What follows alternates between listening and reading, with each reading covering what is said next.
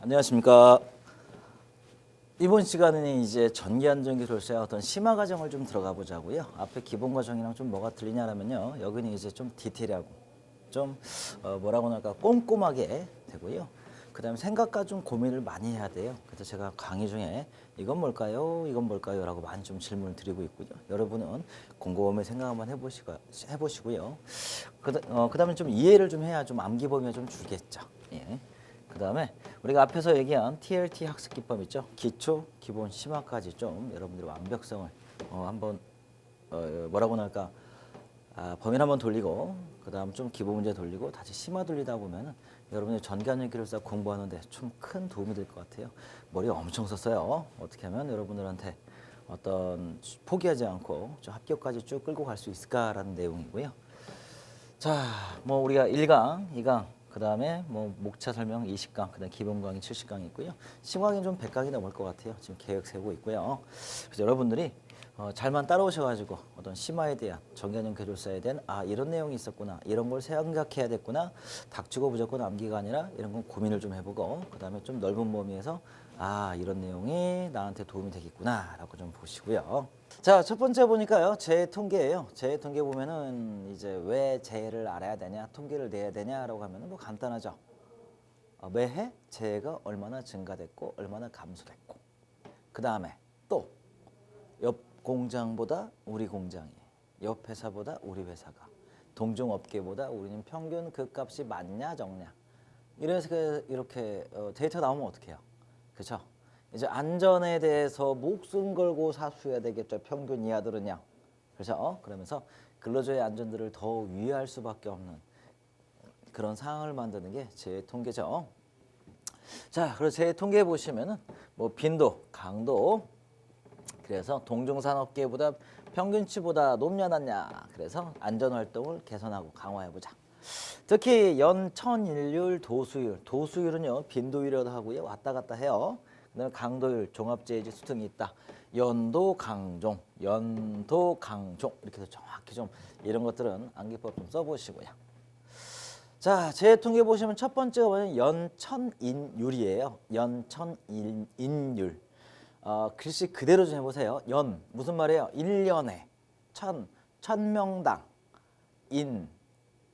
몇 명의 몇 명의 사망자나 사상자 수. 사상자라는 것은 그 부상 플러스 사망이에요.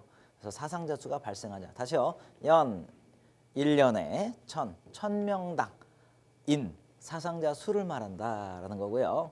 그다음에 연천율 보시면은 이제 뭐 근무의 질, 근무 시간 이런 것들이 좀 나타나지 않는 어떤 오류가 좀 있죠.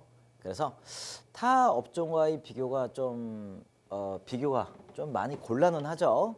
그래서 타 업종은 좀 안 되고 동종 업계만 비교해서 어떤 연간 통계를 알아볼 수 있는 가장 간단하게 쓸 수 있는 이런 데이터다라고 보시고요.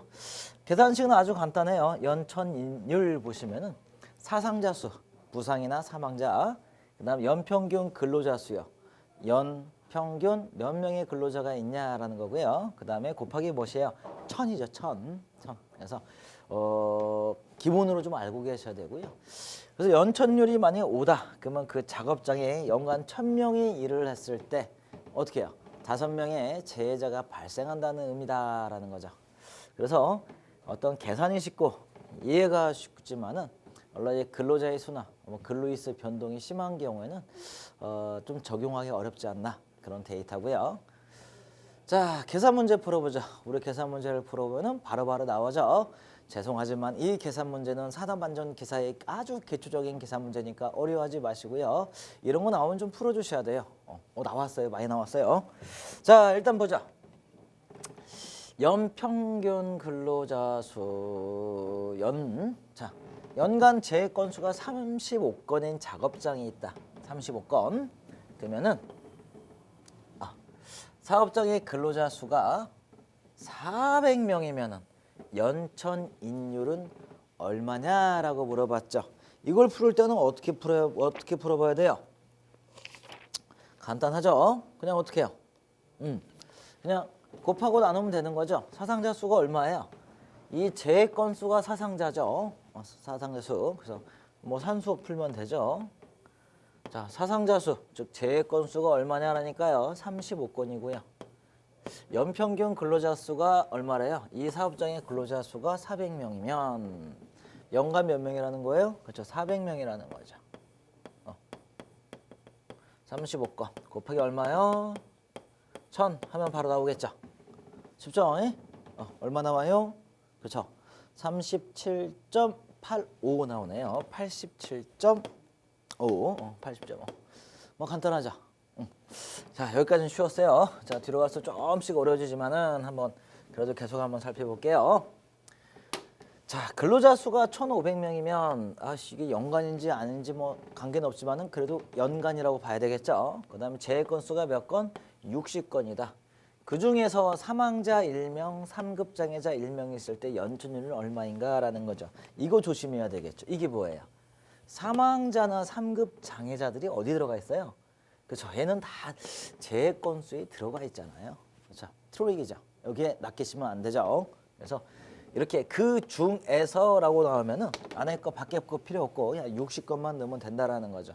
그 다음에 산수죠. 뭐 이렇게 어떻게 해요? 사상자 수 얼마요? 60건. 즉 재 건수가 무슨 거보다 사상자 수다. 그죠? 자, 그 다음에 연평균 근로자 수가 몇 명이라고요? 1,500명. 곱하기 얼마요?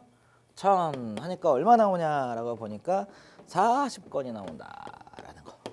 꼭 명심하시고요. 자, 세 번째 문제 볼게요. 자, 세 번째 문제 보시면은 종업원이 몇 명이래요? 350명.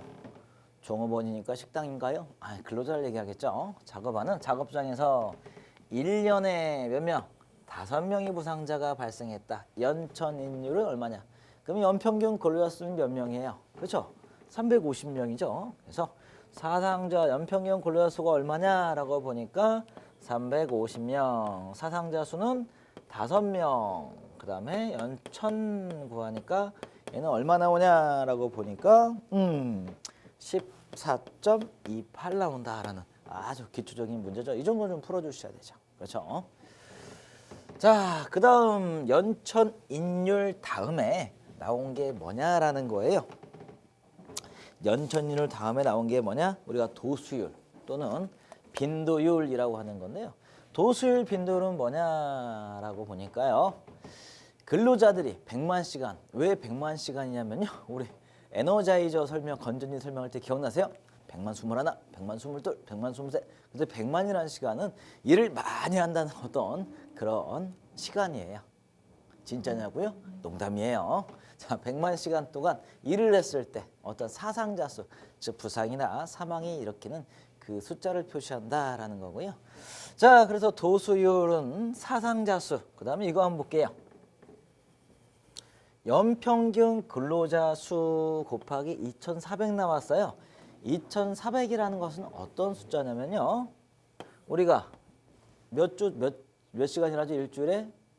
우리가 보시면은 일주일에 48시간 50주예요. 근데 어떤 분이 요즘 주 5일인데요. 앞에 데이터들이 다 글로 나왔잖아요. 그래서 일주일에 48시간 곱하기 50주에서 얼마예요? 그렇죠?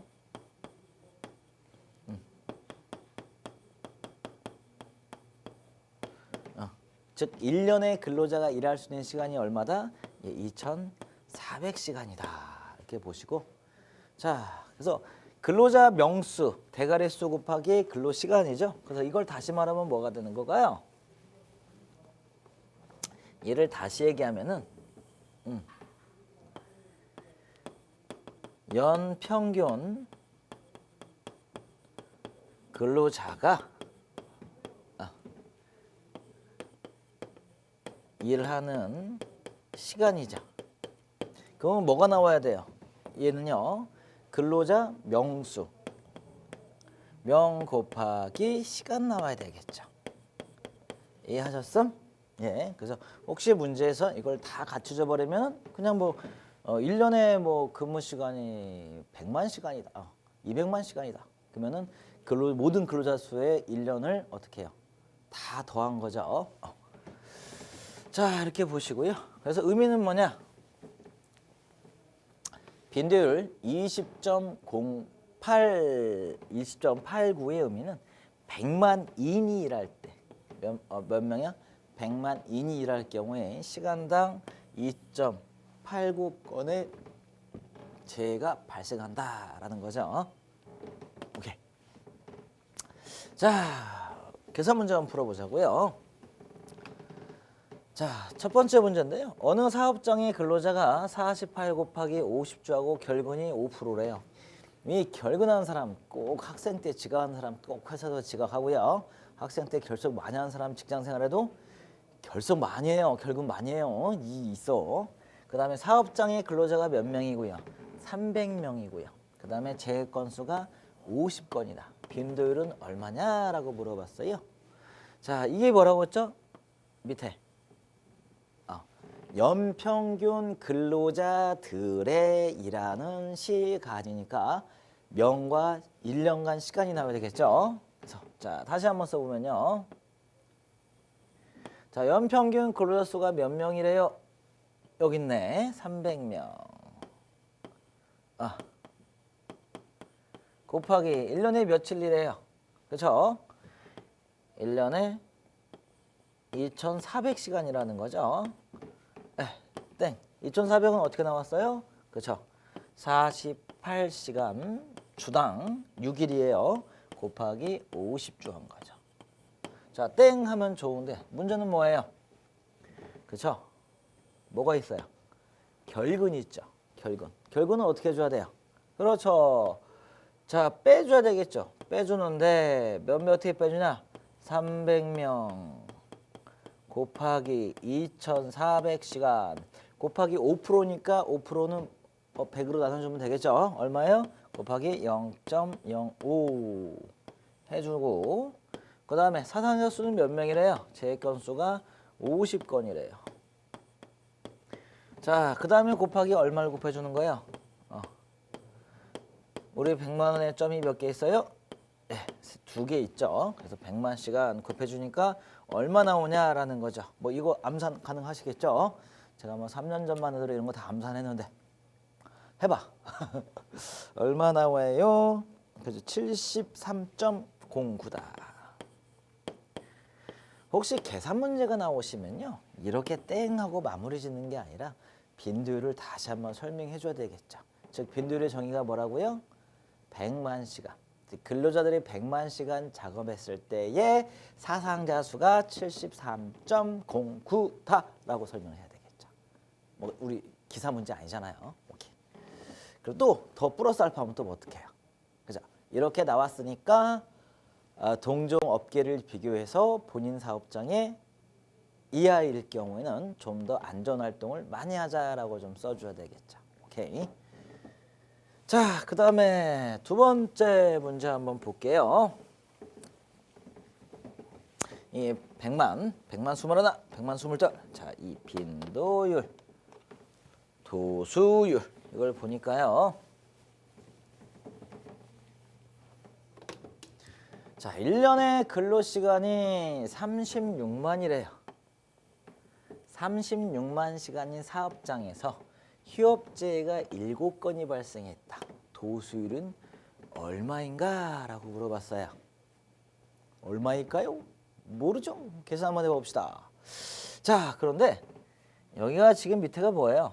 연평균 근로시간이라고 했잖아요. 좀 빠졌죠? 어떻게 해요? 뭐라고 했죠?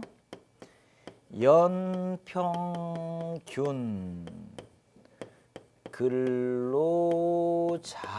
근로자들의 근로시간이죠. 그러니까 근로자들의 대가리 명수를 곱해주고요. 곱하기 뭘 곱해줘야 돼요? 시간을 곱해줘야 되는 거죠. 근데 신기하게 이 문제도 지금 뭘 나타냈어요? 그렇죠. 1년간 근로자 시간이 36만 시간이래요. 그러면은 이 값이에요, 이 값이에요, 이 값이에요. 이 값이에요, 이 값이에요. 그죠? 얘는 다 적용한 시간이라는 거지. 이 값이라는 거죠. 그러니까 연평균 근로자 시간 계산하니까 어떻게 돼요? 그렇죠? 그냥 바로 어떻게 해요? 36만 시간을 넣어버리고요. 사상자 수는 취업체가 몇 건 나왔대요? 7건 나왔대요. 7건. 곱하기 월매요. 네. 100 땡땡땡땡땡땡 이렇게 한다는 거죠. 이해하셨음? 이것도 뭐 우리 까짓 거 뭐 이까짓 거 암산 다 가능하지. 우리 발가락으로 써도 암산 다 가능. 불가능? 불가능. 우린 계산기 없으면은 구구다둠도 못해요. 자, 얼마 나오냐라고 봤더니 19.45 나온다는 거죠. 마찬가지로 여기까지 혹시 계산 문제가 나왔으면 단답으로 이것은 붙여주려고 쉽다고 낸 거예요. 어떻게 마무리 지어야 돼요? 그냥 답 19.45가 아니라 뭐라고요? 근로자들이 100만 시간 작업했을 때에 발생하는 사상자 수가 19.45가 나왔다. 그래서 어떻게 해요? 동종 업계를 비교해서 이것보다 이상인지 이하인지 비교를 해보고 이하인 경우 어떻게 해요? 안전활동을 강화해야 된다. 이렇게 좀 마무리를 져주셔야 되겠죠. 자, 그 다음 세 번째 문제 보시면요. 자, 문제가 두 문제인데요. 좀 이게 좀 구분 좀 하시자고요. 자, 빈도율이 20.89인 사업장에서 한 사람의 작업자가 평생 작업 시 몇 건의 재해를 당하겠는가라는 거죠. 이거 참 궁금한 것 같아요.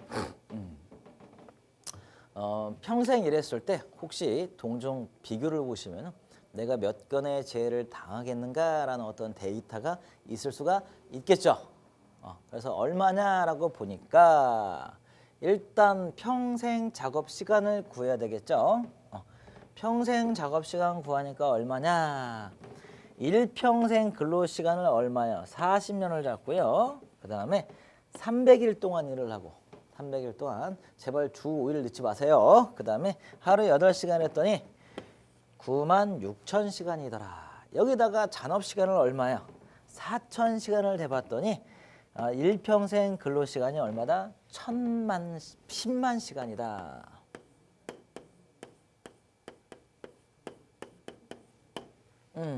1000만 시간이다. 자, 한 사람이에요. 자, 그래서 이 사람이 재해를 얼마나 당하겠냐라고 보니까 도수율을 빈도율, 즉 도수율을 줬죠. 얼마요? 20.89를 주었고요. 그 다음에 한 사람의 평생 근로시간 10만 시간을 보고요. 그 다음에 100만 21, 100만을 딱 넣으니까 사상자 수가 얼마 나오냐?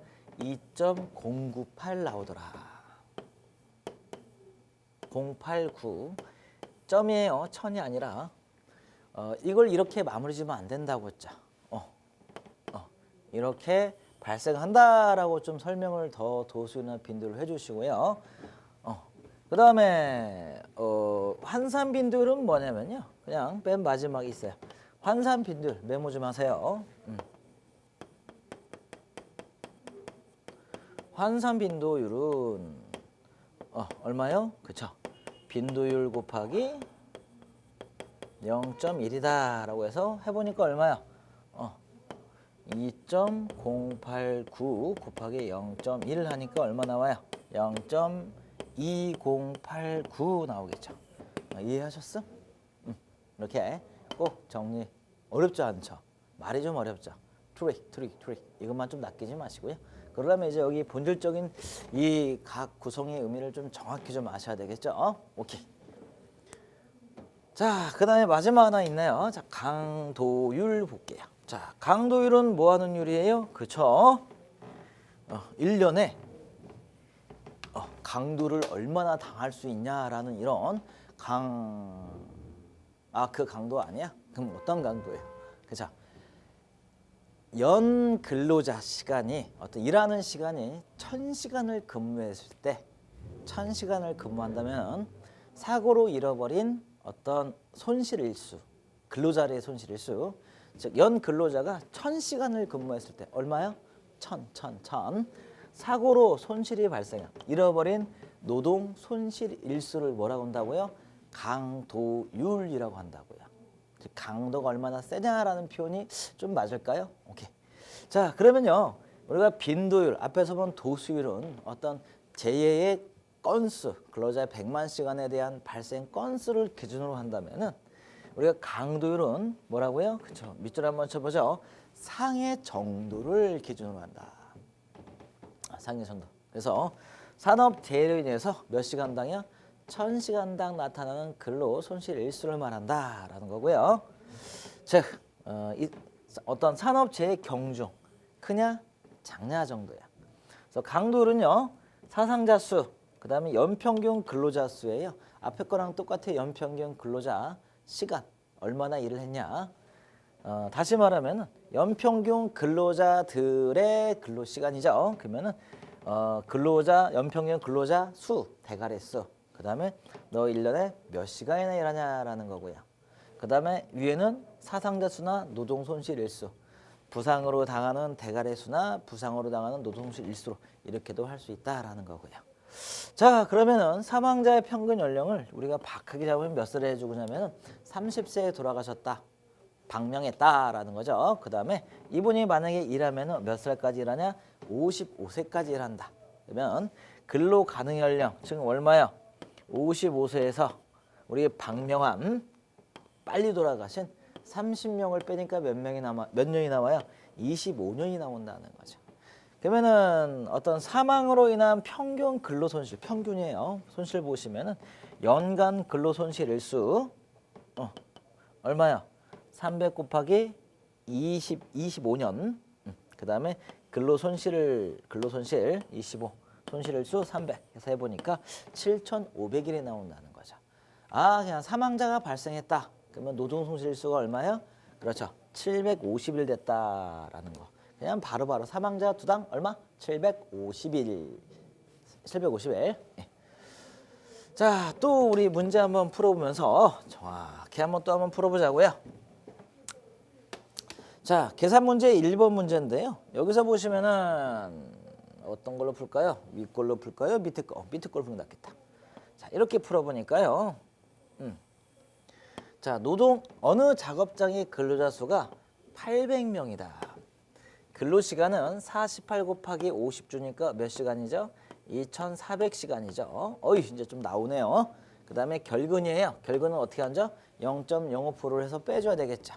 그 다음에 재해 건수는 50건이고요. 그 다음에 손실일수는 120일이며 사망이 한 건 있다라고 했어요. 여기서 이제 트릭이 발생하죠. 뭘 조심해야 돼요?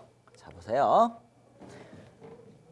빈도율, 도수율은 재해 발생 건수를 기준으로 하지만은 강도율은 뭐예요? 상해 정도 따라서 구분한다. 즉 여기서 재해 발생 건수를 늘 필요 있다 없다? 없다라는 거예요. 이거 주의하시고요. 즉 여기서는 50건을 넣어야 돼요? 얘를 넣어야 돼요? 그렇죠. 얘를 넣어야 되죠. 그래서 얼마야? 노동 손실 일수가 얼마라고요? 1200일이다. 그리고 여기를 잘 보세요. 여기를 잘 보시면은 손실 일수가 1200일이면 만약에 1200 중에 사망에 들어가 있다면 늘 필요 있어요? 없다는 거죠. 없다는 거죠. 근데 여기는 뭐래요? 이며라고 하니까 뭐예요?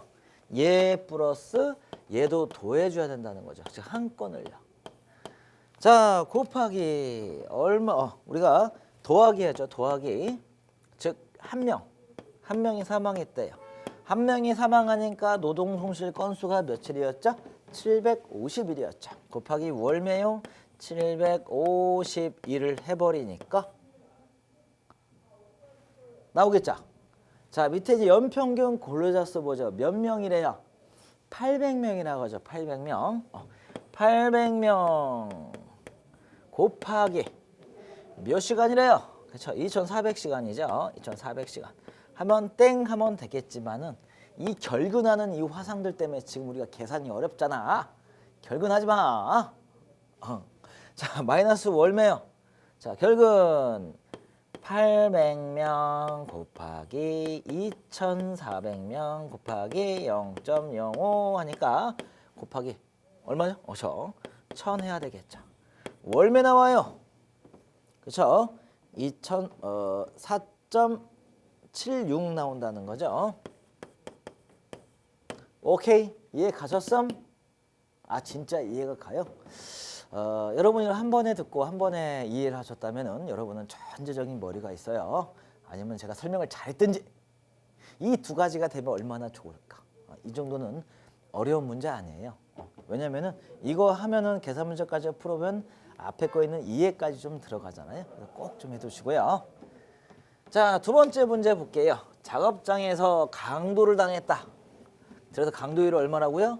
10이라면은 10은 어떤 의미가 있냐? 그다음에 강도율 10이 이 사업장에서 1000시간을 작업할 때 재해로 인해서 작업자들의 10일 휴무한다는 것을 의미한다라는 거죠. 그래서 뭐 어렵지 않죠? 즉 강도율이 10이면은 사업장에서 1000시간 작업할 때 재해를 인해서 재해 때문에 사고 때문에 작업자들이 며칠이요? 10일을 휴무한다는 거다라는 거죠. 1000시간에 10일 커요 적어요?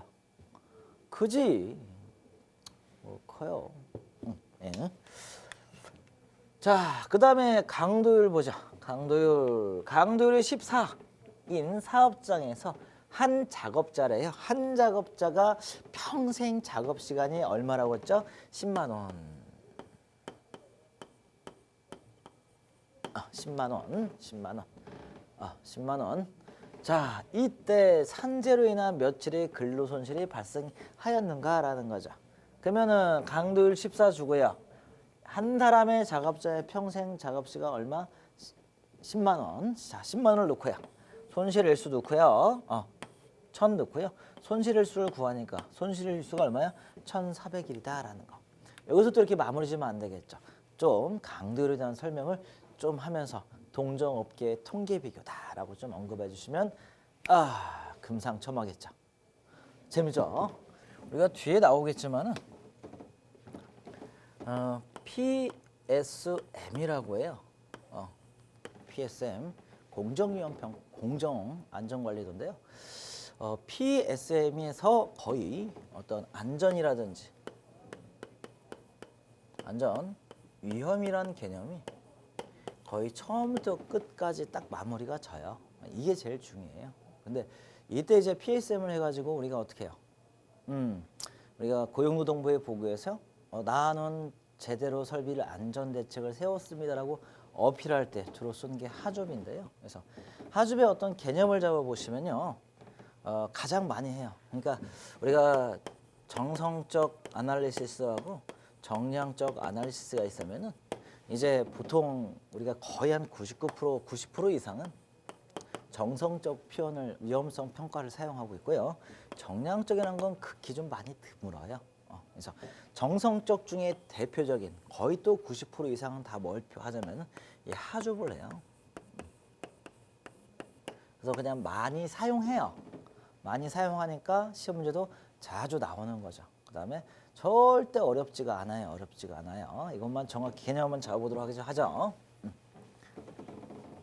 자, 가장 많이 쓰는 건데, 자, 공정상에 존재하는 위험 요소와 그다음에 여기서 개발된 어떤 정성적인 위험성 평가 기법으로 약 5명, 7명의 전문가로 구성된 팀이 뭘 하냐면은 토론해요.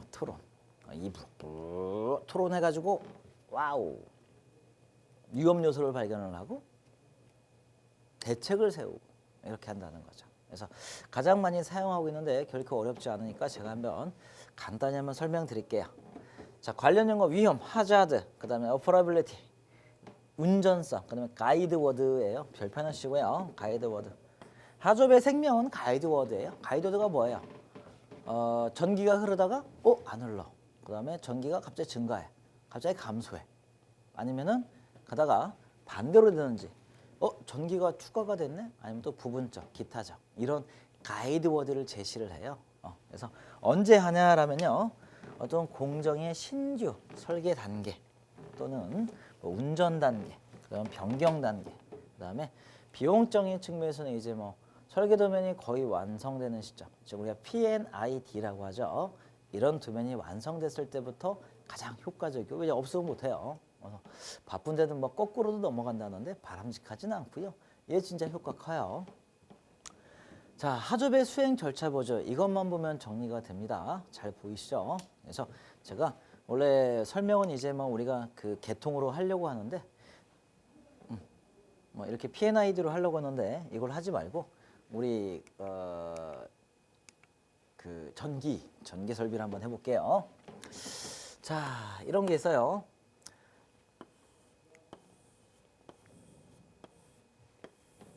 실제로 전기 설비로 하조부를 할 일은 없겠죠.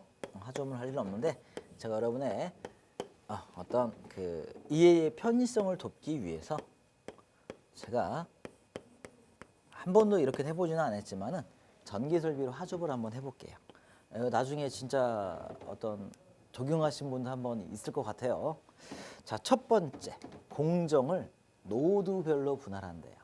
이 정확히 노드는 뭐냐면요, 우리 P&ID에 보면 이 하나의 공정을 얘기해요. 공정 하나의 공정, 그다음에 노드점을 어떤 밸브부터 용기부터 계속 노드를 분할을 해요. 즉 액션 취하는 것들, 그다음에 어떤 뭐 체크하는 것들, 용기별, 밸브별 다 그 공정별로 분기를 하는데요. 일단 노드라는 건 뭐냐면 이렇게 볼게요. 노드별로 보시면은, 자, 여기를 한전계통을 1지점, 그다음에 여기를 2지점, 여기를 3지점, 여기를 4지점, 여기를 5지점, 여기를 뭐 6지점, 여기를 7지점, 이렇게 노드별로 분할한다는 거. 7, 8, 9, 10, 11, 이렇게 노드라는 것은 각 절점을 얘기해요. 각 구분을 하고요. 그 다음에 어떤 그 가이드 워드를 이제 추출이란 말은 뭐 좀 용어가 좋지는 않죠. 어떤 가이드를 제시를 해요. 어떻게 제시하냐라고 봤더니 앞에 뭐가 있었죠? 가이드 워드 없음, 증가, 감소. 우리 없음하고 그냥 없음하고 증가, 감소만 볼게요. 없음하고 증가만 봅시다. 없음하고 증가. 자, 없음이라는 건 뭐냐면은 우리가 노드를 1만 놓고 볼 수 있고요. 1, 2 놓고 볼 수 있고요. 그 다음에 뭐 2 놓을 수 있고요. 그 다음에 2에서 3 노드 볼 수 있고, 이렇게 계속 볼 수 있죠. 3 보고 또 3에서 4 이렇게 볼 수 있겠죠. 그럼 우리 헷갈리니까 우리 뭐 보냐면은 2에서 3만 한번 볼게요. 자, 노드 지점이 2에서 3 지점이에요. 그러면은 우리가 가이드 워드를 뭐 썼죠? 없다. 뭐가 없어요? 전압이 없어. 2에서 3 지점 전압이 없어요. 첫 번째 이유가 뭐예요? 그렇죠. 이유는 전력회사 전원이 어떻게 됐어요? 전원이 끊겼어요. 전력회사 전원이 끊겼어요. 자, 또 이 지점이에요. 이 지점 보니까 여기서 연결지점, 접속점에서요. 인입점, 접속점에서요. 전기가 없어요. 끊겼어요. 자, 3지점. 얘 뭐예요? V10이라고 보죠. 자, V10 차단기가 어떻게 해요? 오프돼 있어요. 됐자. 이게 이제 없다라는 거예요. 증가됐대요. 증가라는 거. 왜 증가됐을까요? 갑자기 이쪽 계통에서 어떤 페란트 현상이 일어났어요. 그러면은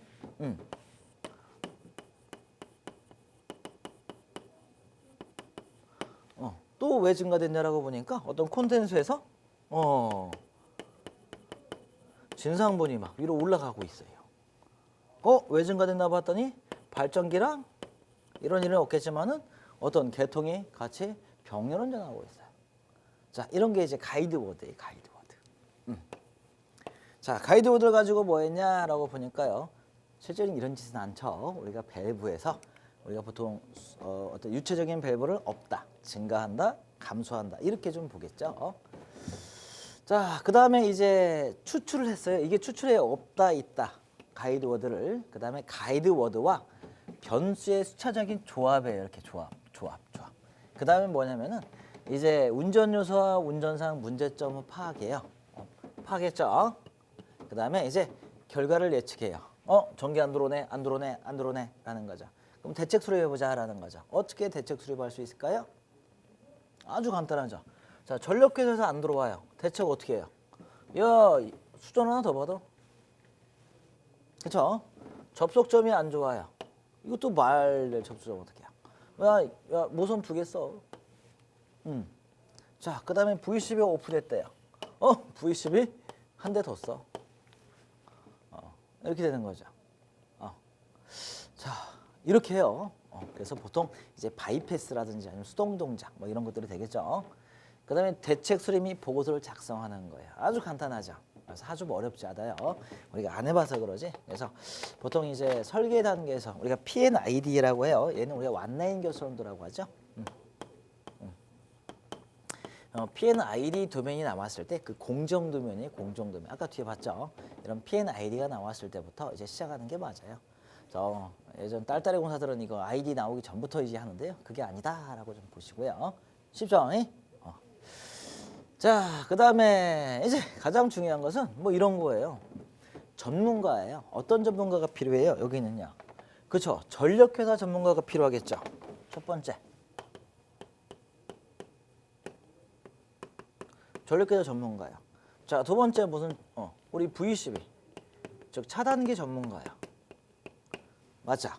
그다음 세 번째 이런 수자면 설비 업체 전문가. 뭐 개장 파트. 자, 이런 각 전문가. 변압기도 마찬가지죠. 각 전문가들 필요한다는 거죠. 그래서 이 계통의 각 전문가들이 이렇게 모여서 가이드를 제시하고 변수를 순차적으로 조합하면서 실제로는 이제 이거 하나 뭐 1번 하나 하면요. 그냥 몇 장씩 나와요. 가이드가 많잖아요. 우리는 지금 전기니까 없다 하고 증가된다만 봤지만은 실제로 물은 유체는 이렇게 안 흐르잖아요.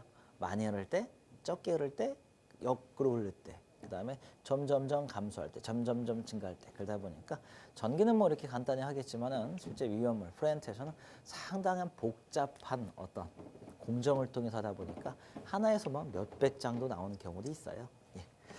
자, 그래서 이런 전문가들이 모여서 뭘로 해야? 이걸로 한다. 그러니까 팀 리더가 정확한 이제 어떤 평가의 개요 목적을 구성해서 충분히 설명하고요. 그다음에 공정 관련 도면, 공정 관련 도면 무슨 P&ID에서 배관 라인 등의 목적과 특성을 정확히 설명하고요. 이제 각 부분의 전문가들이 가이드보드에 따라서 제시하는 그런 게 뭐라고요? 하좁이라는 거죠. 자, 예비조사 볼게요. 자, 예비조사 어떻게 하냐? 공정 효율에 따라서 어떤 요소, 검토 구간을 정하고요. 자, 그 다음에 어떤 회의의 토론에서 분야별 전문가의 토론에 의해서 가이드워드 변수를 조합한다는 건 뭐예요? 이렇게 조합한다는 거예요. 얘와 얘, 얘와 얘, 얘와 얘 이렇게 조합한다는 거고요. 그 다음에 비정상 상태로 벗어날 수 있게 하는 어떤 원인과 결과를 조사하자라는 거고요. 그 다음에 검토 결과 설계에서 수정 변경이 필요한 사항을 표기하고 그 다음에 검토 완료된 건 녹색으로 표시한다라고 알고 계시고요. 자, 이게 이제 우리가 보통 설계 어떤 하좁을 간단히 좀 줄였는데요. 130 LPM인데 변수는 플로우, 유체가 흐른다라는 거고요. 그 다음에 가이드 논, 안 흘렀다. 그 다음에 초기 소화 실패했다. 소방펌프 고장이다. 예비펌프 설치된다. 자, 1.7 메가파스칼 플러스 변수는 압력이다. 증가됐다. 그러면은 배관 파손 누수된다. 감압 조치해야 된다. 감압법을 설치한다. 이것도 이제 어떤 간단한 펌프를 한번 설명해 봤고요. 자, 보고서 작성이에요. 보고서 작성에는 어떻게 해요? 잘 해야 되겠죠. 그래서 우리가 결과들의 위험 정도와 발생 빈도를 조합하고요. 그 다음에 어떤 후속 조치가 필요한 대책을 하고 대책을 하는데 그럼 뭐 대책은 뭐 있어요? 회선도 2회선 수전이고 모선도 2회선이고 변압기도 2대고 다 2대면 어떻게 해요? 비용이 어마어마하겠죠. 그래서 어떤 추가적인 검토가 필요하고 대책이 필요할 경우는 범위를 정하고요. 그 다음에 등급을 정한다는 거죠. 1, 2, 3, 4, 5등급 이렇게 등급을 정한다. 1, 2, 3, 4, 5등급 등급을 정하고요. 그 다음에 어떤 무시 가능 영역, 그 다음에 경미한 경역 이렇게 해가지고 뭐 5등급이야. 허용 불가 위험으로 즉시 작업을 중단하는 경우가 있다. 이렇게 등급을 나눠서 분류를 하고 대책을 세우자는 얘기죠. 쉽죠? 어렵지. 전기가 아니잖아. 그래서 근데 좀 해놓으세요. 해놓으세요. 자, 난 이 정도 설명했으면 다 했어. 자, 그 다음에 전제 조건이 있어요. 모든 위험성 평가는 완벽한 게 아니에요. 그냥 우리가 위험, 하자드 어떤 아이덴티피케이션, 위험 요소를 발굴하는 것뿐이지 이게 뭐 정확한 거 개념은 아니다 보니까 어떤 조건이 들어가요. 첫 번째가 뭐냐면은 동일한 기능의 두 개가 동시 고장은 아니라는 거죠. 두 개가 고장되면 어떻게 해볼 수가 없는 거죠. 자, 한 가지씩 고장이 하나 발생한다는 거고요. 그 다음에 하주배 문제요. 스탠바이가 있으면 문제가 없어요. 스탠바이가 뭐예요? 예비 설비 설치했으면, 예비 변압기 있으면, 스페 변압기 있으면 이런 거. 그 다음에 안전장치가 혹시 필요하면 정상 작동했어요. 즉 단락이 발생했으면 차단기는 정확히 떨어졌어요. 그 다음에 전기가 없으면 UVR은 정확히 동작을 했어요. 자, 그 다음에 장치 및 설비 자체에 오류는 없다라는 거죠. 여기서 오류 나면 어떻게 해요? 변수 자체를 적용을 못하죠. 그냥 동작이 안 됐다. 뭐 이 정도는 볼 수 있겠죠. 자, 설비 자체 오류는 없었다. 자, 그 다음에 작업자는 위험에 대해서 적절한 조치를 했냐 안 했냐라고 볼 때 작업자는 바이패스로 돌렸고 스페 변압기 연결을 했고 1, 2, 3으로 전화했고 그렇죠. 적절한 조치를 취했다는 거. 그 다음에 위험도는 낮으나 어떤 고가 설비예요. 고가 설비. 뭐 이 비용이 어마어마한 거죠. 자, 이런 경우는 어떻게 해요? 안전 직무 교육으로 대체한다. 어떤 교육이어야 돼요? 그치? 여기서 빨리 가서 수작으로 동작하는 거지. 이렇게. 그래서 실제로 하조업 많이 적용하고 있으니까요. 우리가 뭐 프렌트라든지 화학 이렇게 보실 때 이런 게 하조업이구나라고 생각하시고요. 혹시 이쪽에서 이제 어떤 전기 계통에서 하조업 한번 해보고 싶으신 분들은요. 한 30분만 설명드리면 충분히 할 수 있는데 정말 재미있을 것 같아요. 제가 전기 하조업 한 건 못 봤는데요. 한번 관계자들은 하조업 한번 해보시기 바랍니다. 생각하지 못하는 것들이 나와요. 이런 걸 우리가 뭐 회의에서 블레이밍 스토밍이라고 하는데요. 노드로 분할하고 변수로 만들다 보니까 좀 더 정확하다라는 거. 자, 하조업의 특징이요. 장점 같으시면 이제 어떤 이제 예기치 못한 위험들이 진짜 나와요. 그 다음에 어떤 다양한 실수, 실패, 어떤 동작의 실패다. 그러면 또 대책도 가능하고요. 그 다음에 이제 정성적 평가예요. 대표적인 그 개념적이라는 거죠. 대충이라고 했죠. 제 정성적을 대충이지만은 어떤 체계적과 조직적으로 분석이 가능해요. 자, 단점 볼게요. 경험에 이제 풍부한 인력이 필요해요.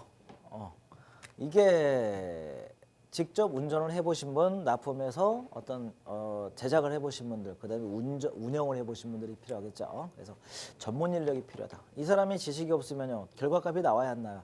안 나온다는 거죠. 그다음에 시간이 많이 걸려요. 몇 달 며칠 숙박하면서 하시는 분도 있고요. 그다음에 상당히 좀 이제 가이드보드 하나 오면 뭐 하나 가지고 좀 여러 가지 변수가 다 보니까 시간이 많이 걸리고요. 그 다음에 상황에 따라 이제 다루지 않는. 왜? 누가 해요? 사람이 하죠. 사람이 하다 보니까 에이 귀찮아. 6시까지 마칩시다. 막 하다가 이제 또 이제 어떤 예기치 않는 다뤄지지 않는 변수에 의해서 위험이 생길 가능성이 있다라는 거고요. 그 다음에 휴먼 에러예요. 인적 오류나 설비 자체의 결함은 다뤄지지 않아요. 그러니까 사람들이 어떻게 해요? 다 스탠바이 했는데 조작이 잘못했어요. 고장을 발생하는 거죠. 그래서 인적 오류나 설비 자체, 뭐 TR 자체가 고장났다. 이런 것들은 결함, 고장이 아니라 결함 같으면 다뤄지지 않는다라는 거 보시고요. 자, 우리 14번 문제 보도록 하겠습니다. 접촉 전압과 보폭 전압이고요. 이 접촉 전압과 보폭 전압은 많이 나왔을까요? 적게 나왔을까요? 정말 안전 분야에서 가장 기본이 되는 문제고요. 이론적으로 상당히 좀 의미가 좀 있고요. 이 문제는 반드시 별표 3개 치시고 필요 이상 좀 정리해 놓으시고요. 나머지는 이거 현장에서 어떻게 활용되는지, 그다음 대책은 뭔지, 이가 주는 의미가 뭔지, 앞에 달주의식과 얘가 관계는 뭔지를 꼭 알고 계셔야 됩니다. 자, 일단 첫 번째 나오는 테마는 뭐냐면 안전전압이에요. 안전전압이 뭐냐? 사람이 감전됐을 때 인체가 어떤 한계, 즉 안전한 최대계점을 얘기하겠죠. 그래서 어떻게 규정됐냐라면 과거에 보면은 뭐 25V도 있고 30V도 있고 40V도 있고 50V도 있고 60V도 있고 뭐 대지 32V도 있고 여러 가지 있지만은 이제 그렇게 절대 정의를 내리시면 안 되고요. 우리가 IC, KSC IC의 몇 볼트냐? 교류는 몇 볼트? 50볼트. 직류는 120볼트를 규정하고 있다라고 반드시 정리를 좀 하시고요. 헷갈릴 수 있다. 왜냐면 이 규정 자체가 과거에 안전전에 뭐 산업안전보건법도 있고 내성규정도 있고 전기철도 규정도 있고 상당히 많다 보니까 이제 그렇게 규정 내리면 안 되고 어떻게 해요? 가로치고 KSC IC에 있는 내용이다라고 언급을 좀 해주면 답안에 때깔이 좀 나겠죠. 자, 허용 접촉 전압이에요. 첫 번째 허용 접촉 전압이 뭐냐라면 IEEE 이렇게 얘기하기 좀 힘들죠. 이게 뭐라고 불러요? IEEE IE가 3개 있다. 즉 미국의 코드 규정이죠. 자, 미국 코드에서는 접촉 저항의 정의를 구조물과 대지면의 거리가 1m에서의 접촉시. 즉 무슨 말이에요? 즉 구조물에서 접촉이 어디서 발생했냐라는 거죠. 그러면 대지면과 접촉면이 1m 지점에서 접촉 시의 전위차를 의미하고 몇 미터? 1m. 그 다음에 대지에 접촉된 발과 접촉된 사이에 이제 인가되는 전압을 의미한다. 그래서 허용 접촉 전압을 구해서 우리가 변전소, 발전소 등에서 접촉 굵기에 활용할 수가 있고요. 자, 접촉 전압을 계산해 볼게요. 이 사람이 누설되는 기기가 있는데 누설됐어요. 그래서 지금 외부에 전류가 꽉 차 있는데 감전됐어요. 그럴 때 이 사람이 살 수 있냐 돌아가시냐를 우리가 이 데이터로 알 수가 있고요. 그러면 접촉 전압 계산하니까 어떻게 계산할 수 있어요? 그냥 간단히 V는 IR이죠. I는 어디서 했는데 뭐만 구하면 돼요? R만 구하면 되죠. 자, 합성 저항이 얼마냐? 야, 합성 저항 구하려고 보니까 등가 회로라는 거를 좀 환산해야 되겠다. 바꿔야겠다. 등가 회로. 너 등가 회로가 뭐냐라고 보니까 이 사람이 접촉됐을 때 회로를 우리가 회로도로 그려보자라는 거죠. 자, 글씨 잘 안 보이니까 볼게요. 여기를 뭐라고 하냐면은 RH 핸드, 그 다음에 몸땡이를 뭐라고 하냐면은 RB, R 바디, 그 다음에 이 다리를 뭐라고 하냐면은 R 풋이라는 거죠. 그 다음에 저항이 안 보이는 것들이 많아요. 너는 뭐니? 라고 보니까 애들은 그 신발과 뭐 대지면 사이의 저항, 그 다음에 그 사이에 있는 어떤 토양 속의 저항인데 작으니까 무시하자라는 거죠. 자, 그리고 합성저항을 한번 구해 볼게요. 전류가 어디부터 들어가요? 항상 사람이 감전됐을 때는 인입 지점이 있죠. 이제 누전점부터 이 전기가 사람 몸으로 들어오고요. 근데 인출점, 나가는 지점이 있죠. 그 두 지점만 잡으면 끝나는 거죠. 인입 지점은 어디예요? 여기가 누전점이라는 거죠. 인입 지점. 인출 지점은 어디예요? 양발이죠. 그래서 두 가지를 딱 잡고 이 들어와서 나간다. 그러면 등가위로 바로 나오죠. 어떻게 나와요? 이렇게. 자, 맞나 확인해 보세요. 어차피 대지면은 통일되어 있으니까요. 전기 통하니까 이렇게 그려도 맞고요. 얘는 뭐예요? R 핸드, 그 다음에 R 바디, 그 다음에 R 풋 하면 되는 거죠. 이때 이제 전류가 IG가 들어와서 대지 속으로 이제 나온다라는 그런 이야기죠. 그러면 간단히 되죠. 자, RT라고 할까요? 합성 저항은 얼마야? RH 플러스 RP 플러스 얘는 뭐죠? 그냥 나누면 되는 거죠. RF2다라는 거 이렇게 되고요. 자, 그러면은 V는 IR 있어요. V는 IR 보면은 어떻게 될까요? V는 저항값은 나왔는데 전류값을 또 어떻게 구하지? 라고 보니까 우리 앞에서 달제식에서 인체 안전 전류 나왔죠. 얼마죠? 그렇죠. 루트 T는 0.165 165라고 나오는 것은 단위가 미리암페어예요. 암페어 나온다는 거죠. 자, 그러면 여기다가 얘에다가 얘 넣고 여기다가 얘 넣자라는 거죠. 그러면 어떻게 해요? 전압 구해지죠. 그래서 실제로 구해서요. 그래서 이 감전될 때의 어떤 접촉 전압이 얼마냐라는 걸 구할 수가 있고요. 자, 그다음에 허용 접촉 전압의 상태예요. 뭐 1종, 뭐 2종, 3종, 4종 구할 수도 있고요. 뭐 1종 같은 경우는 이제 인체 대부분 어떤 수중에 있을 때는 얼마 정도까지 우리가 견딜 수 있냐? 2.5V다. 그다음에 인체에 젖어 있을 때 아니면 금속물이 항시에 붙어 있을 때는 25V 이하. 이 정도 해야 안전하다. 그다음에 이거 외에 접촉 전압 인가시 위험성이 높은 상태.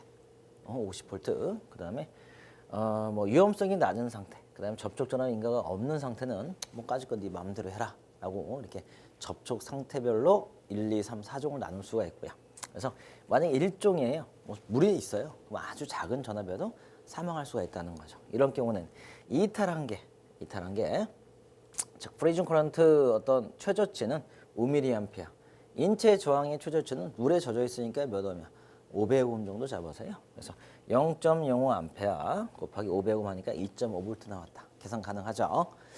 자, 그다음에 코펜의 인체 통과 전류 하니까 50mA를 해서 최저치 505옴 경우는 0.05 곱하기 500해서 25V다. 그래서 우리가 5mA 주냐, 그다음에 50mA 주냐, 그다음에 저항을 얼마나 주냐에 따라서 나오는 값이고요.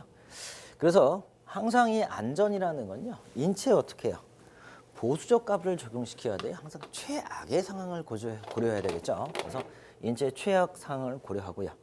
그 다음에 고장에 대한 어떤 차단기의 동작 시간을 고려하는데 어떤 분이 그래요. 앞에 0.165 나누기 루트 t인데 이게 무슨 차단이에요? 차단 시간이죠. 보통 없으면 얼마 줘요? 1초 주죠. 근데 우리 0.03초인데요? 라는 건데요. 0.03초를 둬야 되지 않습니까? 라는 의문점을 가질 수가 있지만은 계산값이라는 건요. 안전을 위한 계산값은 항상 보수적 값이에요. 그냥 굳이 어떻게 해요? 걔가 0.3초 내에 안 떨어지면 어떻게 할 건데?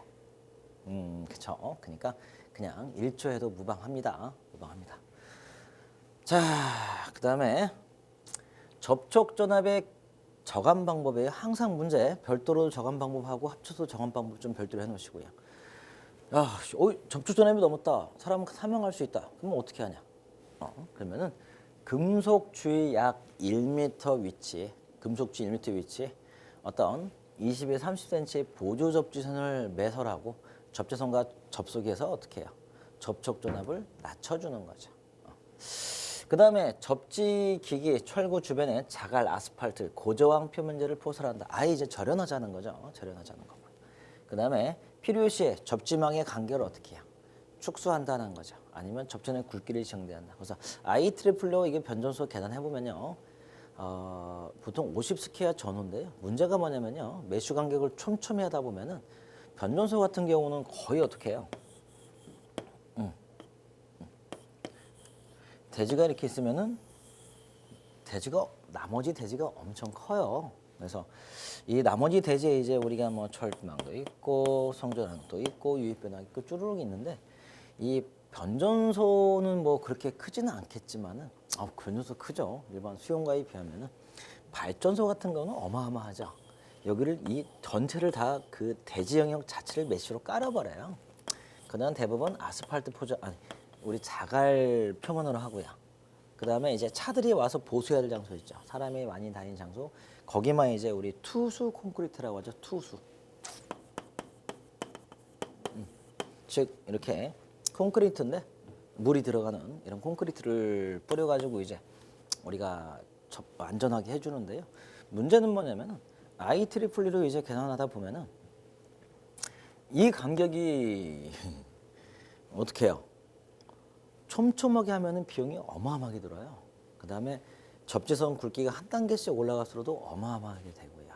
그래서 실제로는 모두 변전소, 발전소 이 데이터 값 놓고 많이 이제 키워야 되네, 줄여야 되네라고 얘기는 하는데요. 실제로 그냥 앞에서 한 대로 그대로 이제 따라가고는 있는데 상당히 이 IEEE를 주는 접촉 전압과 허용 보폭 전압은 좀 의미가 좀 변전소 있고요. 그 다음 얘를 가지고 이제 우리가 어떤 상상을 하시자면요. 이런 상상을 많이 해요. 건물에 뭐 있어요? 이 메쉬 접지 있잖아요. 이 매수 접지가 있는데요. 이 매수 접지 사이로 이 매수 접지가 있는데 그 매수 접지를 가지고 이 간격을 가지고 이제 사람이 여기 있다면은 이렇게 근무 있죠. 이때 이제 접촉 전압과 보폭 전압을 이걸로 응용시키는데 전혀 관계가 없어요. 아니 여기서 뭐 지금 100m 떨어지는데 뭐 전압이 나발이고 필요가 뭐가 있어요? 그렇죠? 그냥 여기는 어차피 접지 단자음은 그냥 0V 보고 접지 단자 0V 보고요. 그다음에 저항이 15ohm이면 15ohm 보고 이렇게 하는 거지. 이게 건물 떨어지는 거에서 접촉 전압과 보폭 전압은 의미가 없고요. 변전소는 어떻게 해요? 사람이 바로 바닥에 닿죠. 이런 의미예요. 그래서 이건 아니다라는 거 꼭 염두에 두시고요. 그래서 접촉 전압, 보폭 전압은 나왔다. 그럼 발전소, 변전소 꼭 이걸 들어가셔야 됩니다. 예.